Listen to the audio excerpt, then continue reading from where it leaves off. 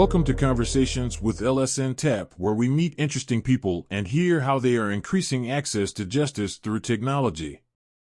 Here's your host, Shelley Reed. Today, we're joined by Hilary Bowman, founder and CEO of Querious, an AI platform that's designed to help lawyers get more from client conversations while protecting confidential information. We'll talk about how real-time legal AI works, the ethical questions it raises, and what this technology could mean for legal aid and access to justice. Welcome, Hilary. Will you tell us a little bit about your background? Thank you, Shelley. Thank you for having me. Yes, I'd be happy to share a little bit about my background. I'm a healthcare attorney by training. So I spent half of my career in large law firms representing hospitals and health systems. And then I became an in-house lawyer, including at IBM Watson Health. And it was at Watson Health where I was a product counsel to a SaaS product that was sold into hospitals and health systems. So through that experience, I got exposed to tech and the legal issues related to that, which has become very relevant to the work we're doing now at Querious. So I had one other in-house role after that, and then decided to focus full-time on building a legal tech product. That's really interesting. So many people that I've spoken to that found companies have started in health law, and medical. So maybe there's something there. Um, but I just want to talk about what inspired you to start Querious to begin with. Absolutely. So I was practicing as an attorney, having lots of client conversations every day. And there's a few conversations that stick out in my mind as leading to the idea for Querious. And one of those was in speaking with the CEO of a healthcare company. He asked me a question before ChatGPT was a household name and people were experimenting with AI. He said, "Can I use AI to summarize medical records?" And as a healthcare attorney, I knew HIPAA forwards and backwards. I was very, very familiar with the regulations, but his question caught me off guard because HIPAA obviously was implemented and updated and amended long before AI was part of our regular conversations. And so in the moment when I was asked this question, I didn't have a great response. I gave the typical lawyer answer, "Let me do some research and follow up with you." And so I did that research. And in sharing this story with a colleague, I said, "I wish I had been able to ask better questions." It was a topic that had gone slightly outside of my practice area. And I wish I would have asked, "What do you mean by AI? How are you planning to use the output from that AI tool? Will it contain protected health information, or is it some other summary or aggregate level of information?" And in the moment, I did not ask any of those questions. And so it led to a second conversation, which is perfectly normal. But it did start me off in the process of researching the market, looking at tools out there. What are tools that could help me brainstorm in the moment, to ask better questions, to pull out all of the critical details while the client's right in front of me? That's really, really interesting. So you have this idea, you've checked on what's out in the market. How Mhm. did you go about building the company? So the next step, I was sharing these thoughts with some close friends of ours, and one of them is a CTO. And I said, if I wanted to have someone test whether or not it was possible to listen to a conversation, analyze it, and suggest questions from that, what would I do? And he recommended a few development or software engineering agencies. So I reached out to them, I talked to them, and we ended up engaging one of them to build a small proof of concept. And the engineer that was staffed on that project is my technical co-founder, and we've been working together almost 3 years at this point. So it really just worked out perfectly. I was very lucky. That is great. When you find the right partner, doors open, Yes. Yeah.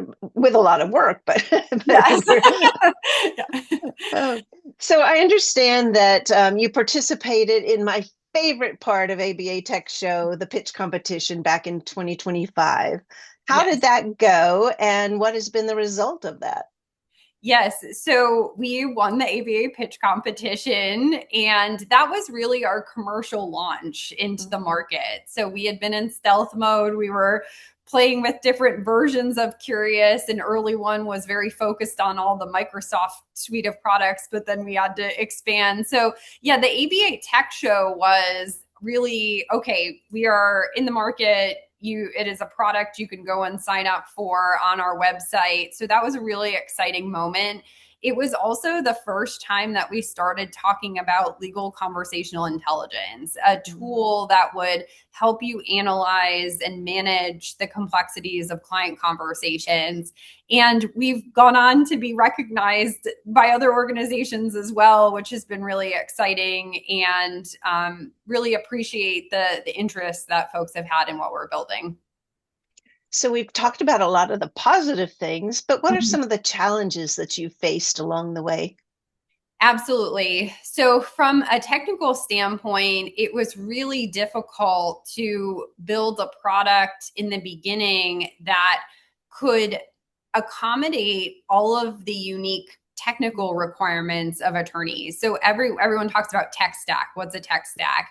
It's all the tools that you use in your life to do your work. And so that can include your email provider, your virtual meeting platform, any other applications you've added. And so when we started building, we really focused on Microsoft, thinking, well, a lot of attorneys use Microsoft Outlook, they must use Microsoft Teams.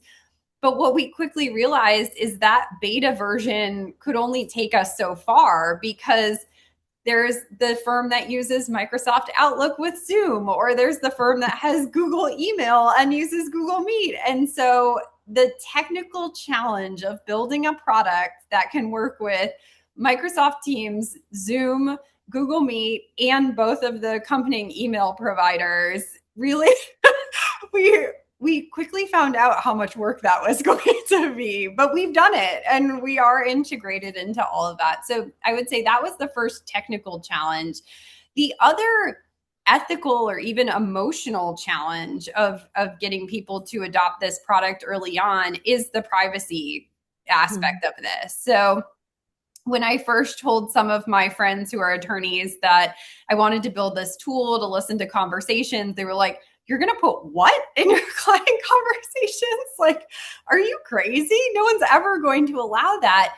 But I was like, hang on a second. I know the knee-jerk reaction about having technology listen to a conversation, but I did my research. And so I pulled up, I'm licensed in North Carolina and Massachusetts. So I pulled up the rules of professional conduct for both states. And I also looked at the ABA model rules and everything. And I went through every single one of them. I went through guidance documents and the ethical opinions. And what I concluded, and I even wrote myself a white paper just to prove it. I still have this old white paper. And it was like, there's nothing I am not reading anything in these documents that says you can't have technology listen to a conversation, because there are ethical opinions about recording client conversations. There are ethical opinions about storing client information in the cloud. And so I'm looking at all of these pieces, parts, and I'm like, if there's opinion saying that this is okay, what I'm building is a combination of all of these things. And so it really came down to, okay, I've reviewed all of these ethical requirements. How do we build the product architecture to align with them? And so that's really been the driving factor of every decision we make, every feature we build. It's bringing it back to, okay, if you protect privilege through this two-part test, the parties using the technology have an expectation of privacy, and there's reasonable security safeguards in place.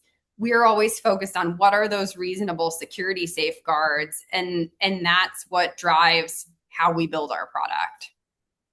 That's great. You did your homework first, and that is a step that I think that many trying to build something for the legal or sell something to the legal market, not necessarily build for the legal market, Yeah. come in without having done. So that's really great. So I would imagine as people come up to your booth, you just hand out this white paper. All Yeah. your questions are answered here.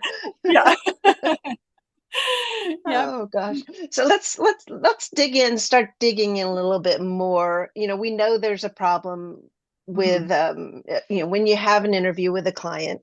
So Mhm. what is wrong with the way attorneys do their client interactions today? Traditionally it's an attorney's jotting down notes on the notepad while they're talking. And then, they have to later enter them into the case management system. How Mhm. can that be better? What's the problem here? Yeah, yeah, and actually, I like the word choice you used at the end there. So there's nothing wrong with taking handwritten notes. There's nothing wrong with manually typing them. I think there's just a better way that we could take notes and capture these critical conversations. So I think the focus has always been for our product client conversations. It's where you're earning your client's trust. It's where you're pulling out critical details. And so, how can we capture that in real time? How can we structure that in a way that creates valuable work product to support whatever follow-up steps you're going to take? So I think today when you're handwriting notes, let's just take the handwriting example.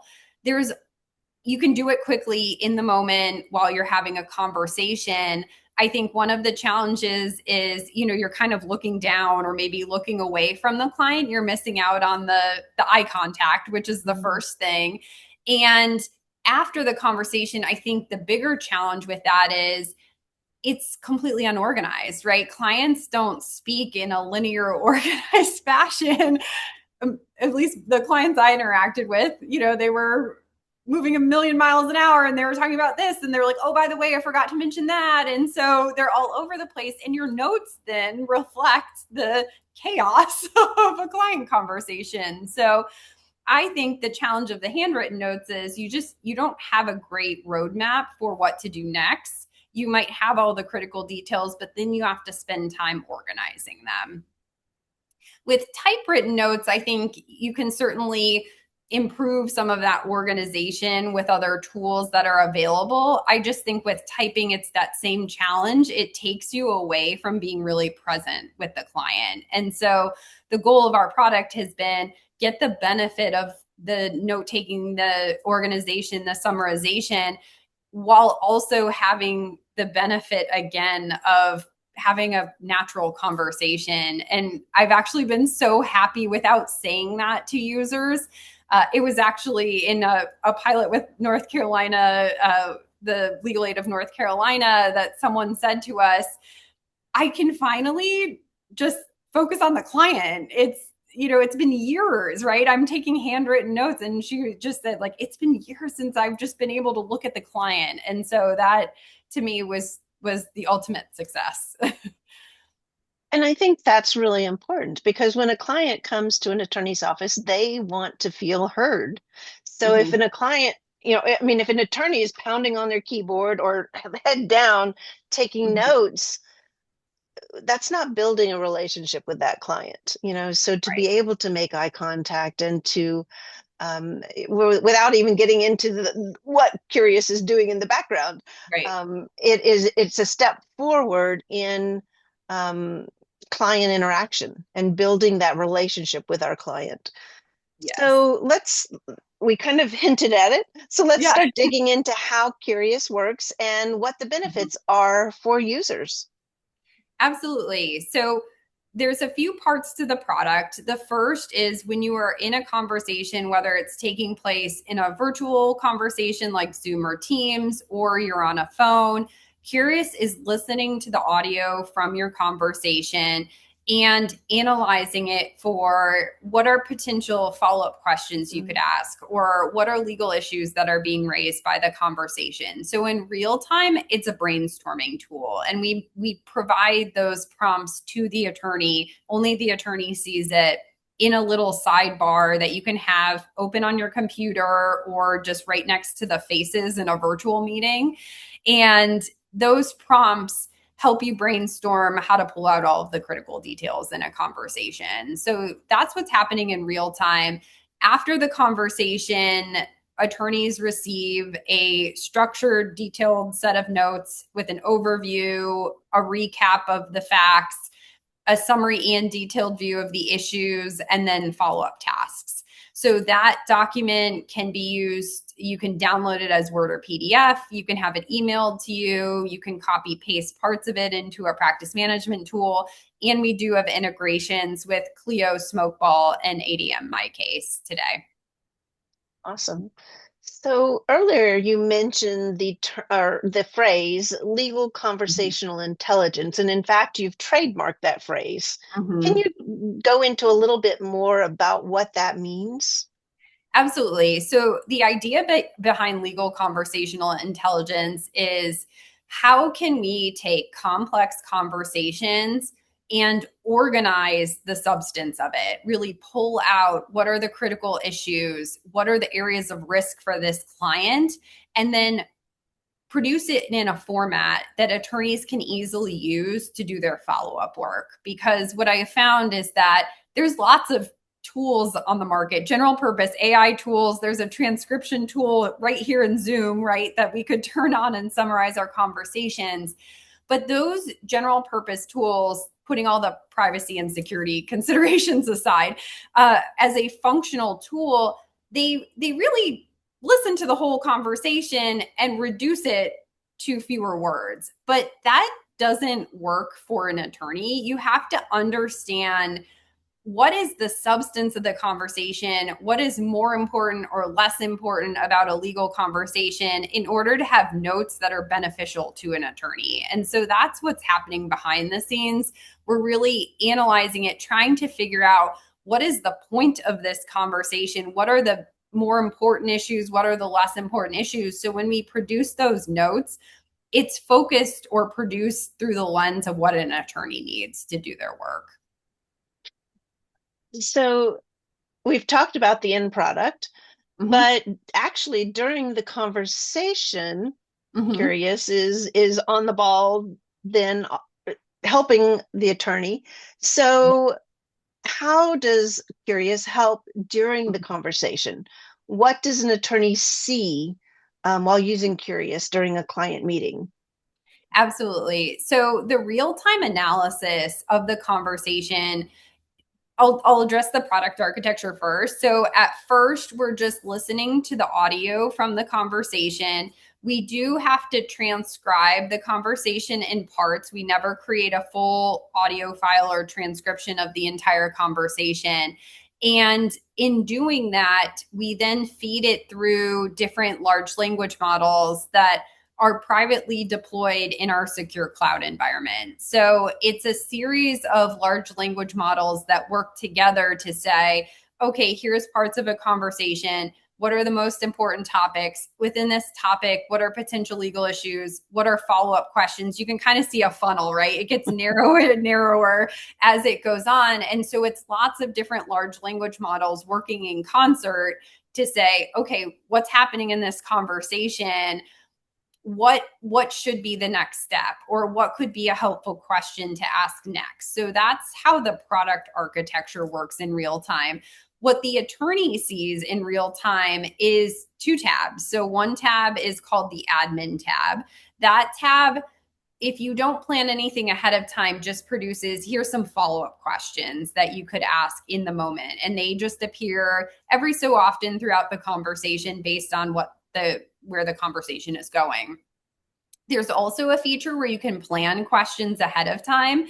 And this was an idea from a user, and they said, I would love to see to what extent I've covered or these questions have been answered. So there's actually a way to take your agenda or a playbook or a checklist that you have, add it into Querious, and then in that conversation in real time, you can see, it'll show you the answers. If those questions haven't been addressed, you can see it in real time, and they change colors too. So visually, you can see how you're doing according to your plan. So that's the admin tab. The legal tab then is really focused on the issue spotting. So the highest level, we provide bands that have kind of the topics, the high level topics listed out. And then once you click on the topic, it shows you below it what are potential legal issues that are being raised. And the legal issues, if you dig a little bit deeper, it shows you what are the relevant quotes from the conversation that roll up to that issue, what is relevant research to that issue. And so if the conversation just goes in a certain direction and you really need to get granular in the moment, that is available to you. You're not turning and Googling something or quickly, frantically putting something into ChatGPT while you're talking to your client. And that goes back to your, why you develop this is to have those questions while you're in the conversation. So that's awesome. So we will put in the show notes a link to your interview with Bob Ambrogi, because I really liked the demo that you did during that interview. So if people want to actually see it in action, they can go and watch that interview with Bob and see what's going on screen. So after the conversation is finished, you've mentioned some of the things that are produced, but how can an attorney take what's produced and use it for their clients? How can those outputs fit into an attorney's workflow? Absolutely. So in addition to producing a detailed set of notes, we produce a Word document version, a PDF version, as well as an auto-drafted summary email. And today, a user can go into their account and configure what fields are spelled out in a summary email. And so that email, most commonly, we hear users say, I take that email, I read through it, make some minimal edits, but then send it as a very quick turnaround to the client to say, I heard what you said. Here are the things that are top of mind for me based on what you've said, and here are the next steps. Because when clients, especially clients in the legal aid space who maybe have not interacted with lawyers before, they're very nervous, right? They're very uncomfortable. Maybe they don't recognize all of the language that's being used. And so to follow up a conversation with a succinct email that recaps the conversation, they can go back and read it once or twice. They could ask a family member, help me walk through this. It's a way to show they've been heard, we understand what their issue is, and here is how we are going to help them. And I think it seems, a summary email almost seems trivial, but I think when you think of it in the context of these relationships and these consultations that happen 10 or 12 times a day for some attorneys and legal aid organizations, it moves the needle. Absolutely. There are market reports, and communication with attorneys is probably, I think, the most common complaint by clients is that they just never hear from their attorney. Number one, that attorneys don't answer their phone, so they're not getting a client. But then once they have acquired a client, they're not following up. So how beautiful is this that we can provide better service to our clients through automation?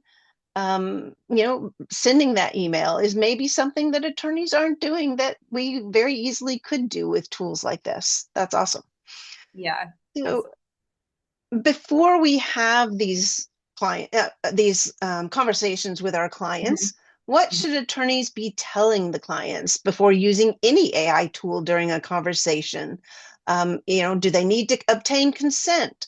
Are there types of conversations or client situations that you would advise an attorney to not use the tool? So kind of dig into that topic.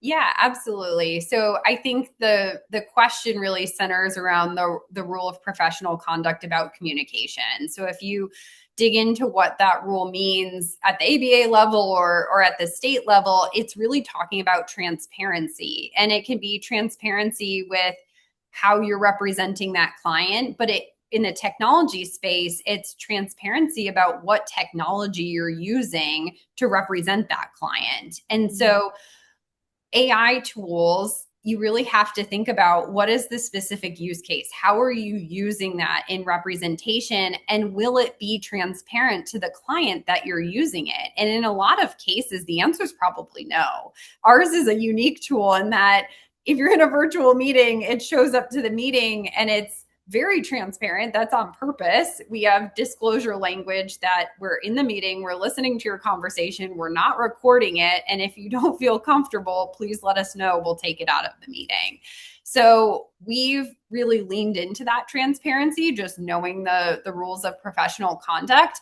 But think about a drafting tool, a research tool. There's nothing wrong with using those tools that may incorporate AI. I think you just need to be very clear with clients, whether it's at an engagement letter stage, a first initial intake conversation, that you are using tools that include AI as part of them. And here's the benefit to you, client. Here's the risks, and here's the alternatives. And so I think when you're forthcoming with that information, clients will be comfortable having you use it in representation. But it really comes down to, this actually reminds me of some feedback we heard recently about attorneys adopting our product. You have to be very comfortable describing the product, how you're using it, and what the benefit is to the clients for them to want to embrace it. Because if you're nervous and if you're like, I don't know, and I'm not sure how it's used, they're going to pick up on it and they're going to say, no, I don't want you using it. So we've learned, these are things we have learned or heard from other attorneys. Right. Well, so for me, I'm thinking, I would tell my client, hey, at the end of the meeting, you will get a summary of the meeting and it won't cost you $300 for me to create it for you. Exactly. No? Exactly. Yeah, the So benefit of having this in the conversation is that you will have an immediate follow-up recapping this entire conversation. Yeah. Yeah. so obviously Curious is being marketed to law firms, Mhm. but where do you see the potential applications in legal aid?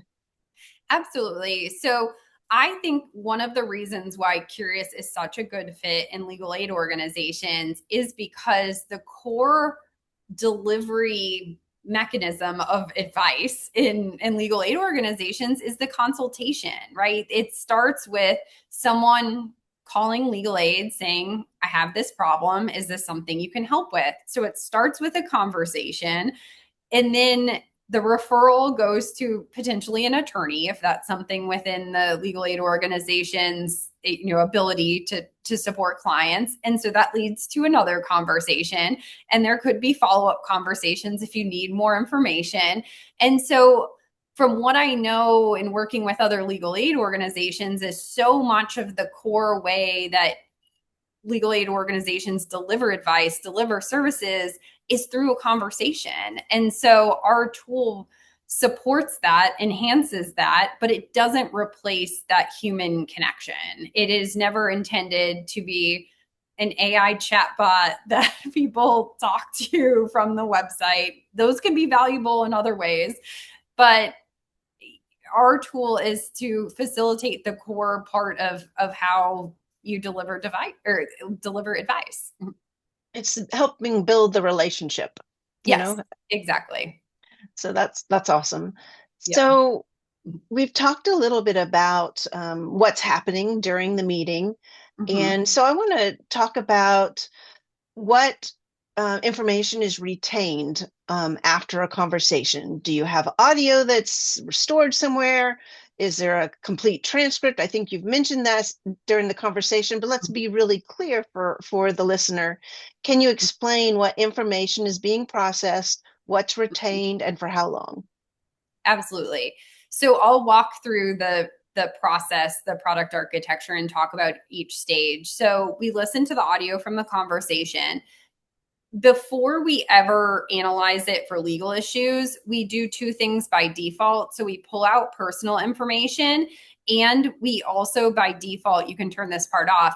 We don't distinguish between speakers, because speaker diarization, someone's voice print, can actually be a data point that requires consent in some states. So there's that option to turn that on or off. So there's this filtering mechanism that happens first. Then once we filter out that personal information, it goes through privately deployed large language models. That's where we analyze for issues and questions. On the back end, when the information comes out, depending on the filtering settings that you've had at the end of a conversation, we have your set of notes and your summary email. Our default retention period on that is 60 days, but users can set through their account a shorter period of time. And so we do have some attorneys where they set that to as short as a day for two reasons. One, they're either using the summary email feature where they attach their notes to it, so everything immediately goes to their inbox, and then we don't retain anything from that conversation past midnight, the day that that meeting took place. That's one approach. Another set of firms, they're using an API. So after every conversation ends within their organization, they are pulling the conversation data out of our environment into theirs. And then we also set the retention period to a day. I have one question. At the beginning of your answer, you stated that we listen to. So let's be really clear for the listener that you don't have staff actually listening to conversations. No, technology is listening. Sorry, I say we. The product is one. We are, yes, thank you for clarifying. I understood what you meant, but I want to make sure that the audience understands. Yes, the technology is listening. We do not listen to the conversations. Awesome. Yeah. So over, since you've been out in the market, what have you been learning from attorneys using the product, and how did it change your original assumptions?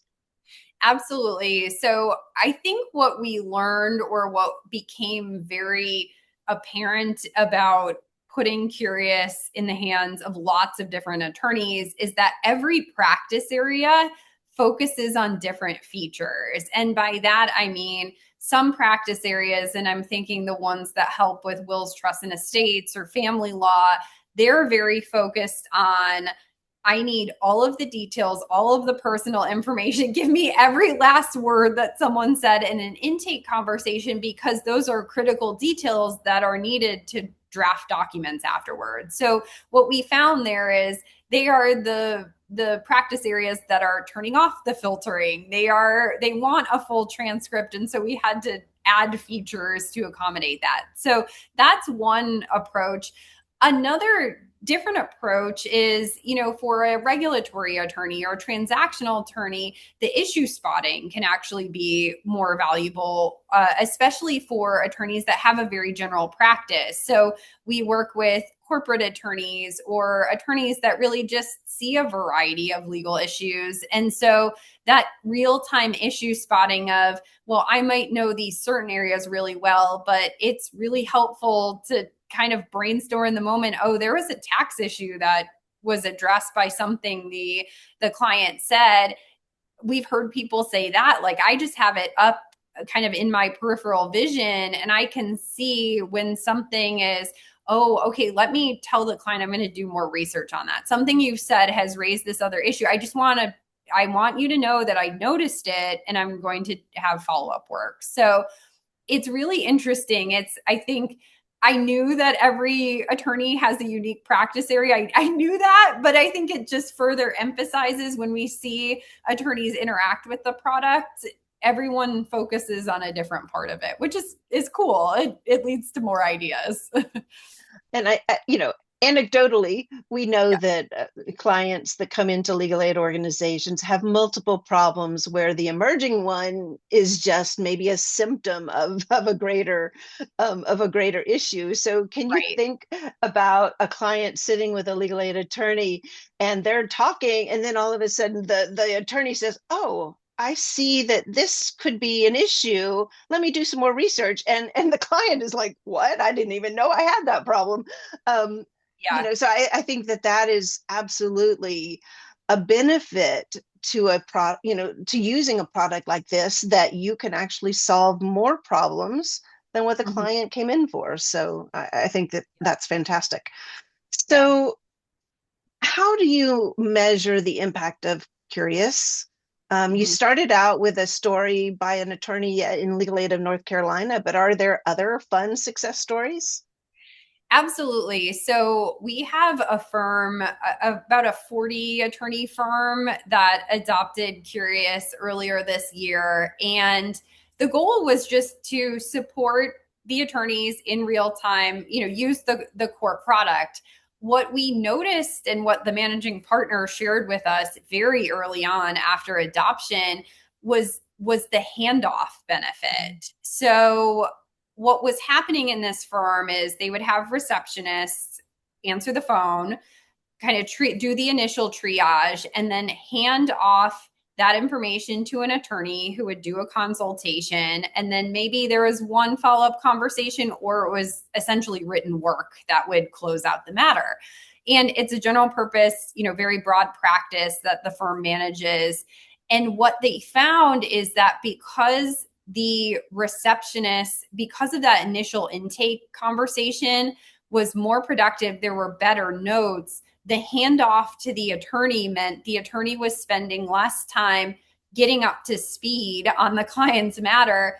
And then the actual consultation was also shorter because they weren't starting from square one. They weren't saying, "Okay, client, give me your full name, give me your address," right? Starting from the very beginning, it was already, "Let me just confirm that I have these key facts, and then let's dig in further. Let's figure out how to solve the problem that you have." And so that was really interesting. We hadn't really thought about the gap, right? Or the handoff part of it. And so that was really impactful for this firm, because they said, even if I think they estimated it was 6 minutes less of prep time and 6 minutes less of conversation time, if they're reducing 12 minutes from each of those handoffs, and they do 200 consults a day, the increase, I think they could take 60 more, I think it was 60 or 66 more conversations a day with their staff because of that. Yeah, of that Wow. impact. So that was really amazing. Well, and there's nothing that drives me crazier than to fill in, like when you go to the doctor's office, to fill out the information that you have to fill out. And Right. then you get in the room and they ask you the same questions over again. Like, really? Why did I fill it out?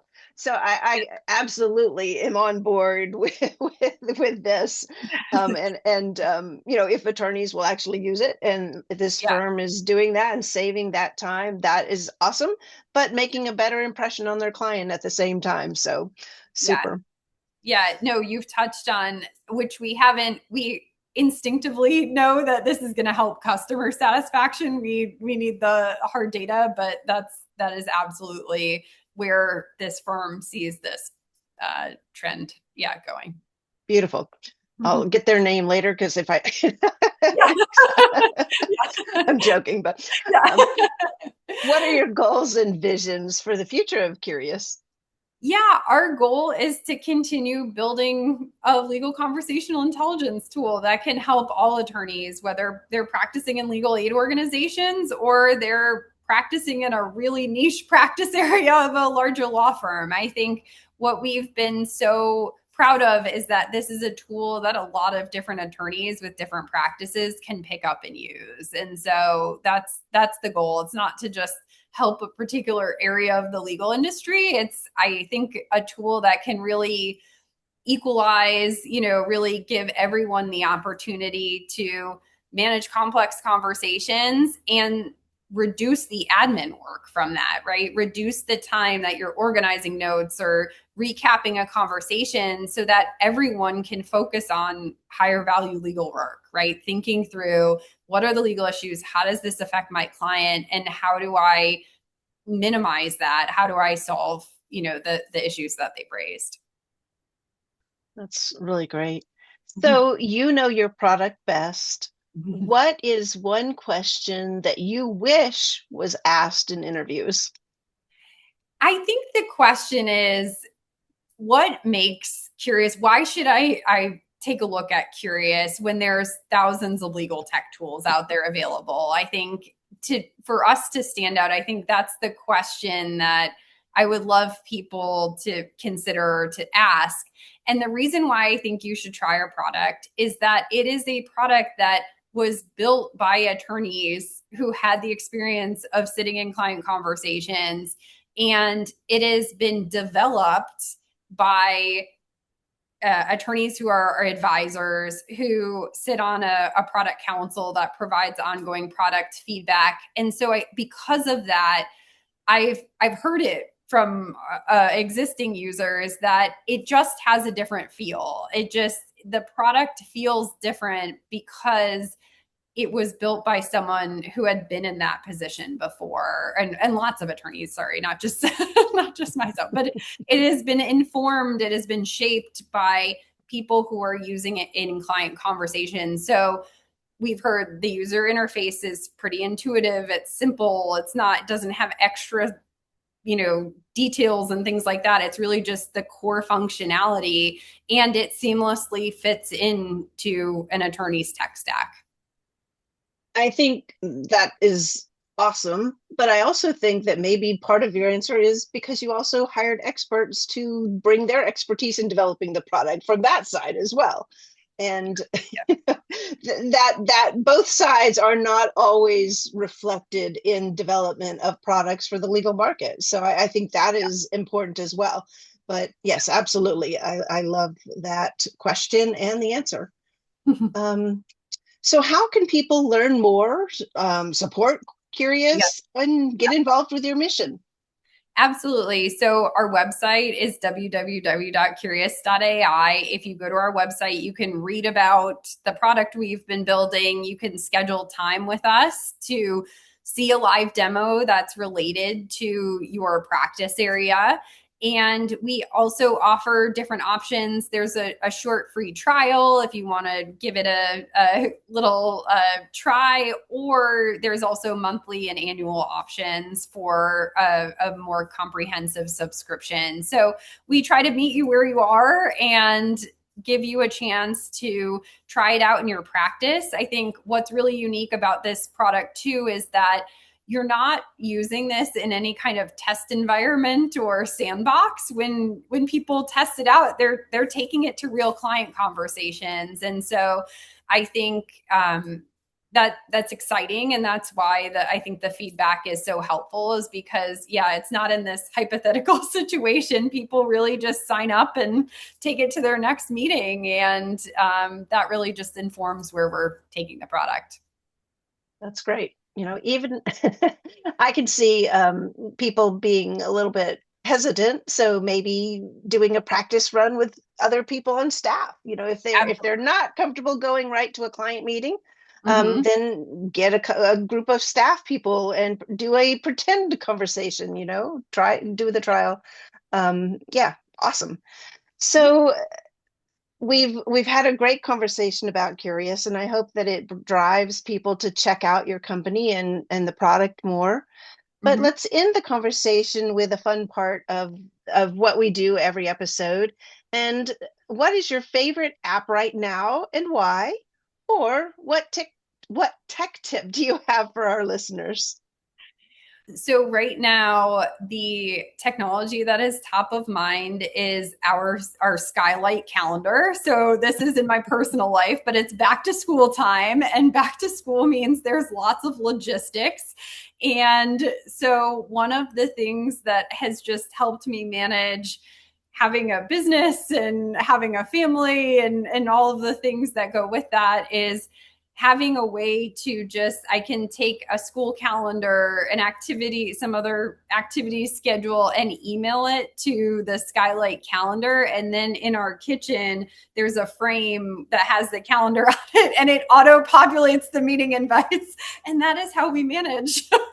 That's how we manage everything going on. So it has definitely been a great benefit to our family, but then also just it allows all of us to stay on the same page.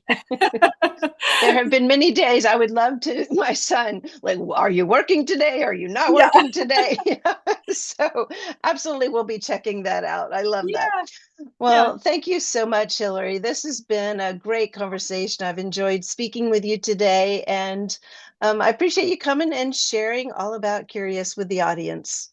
Thank you so much for having me. And even if you're listening to this and you're not ready to make a decision or try a tool, our team is a great resource for talking about the legal, the privacy and security, the ethical issues about adopting technology. And so we're always happy to be a resource if that's helpful to everyone.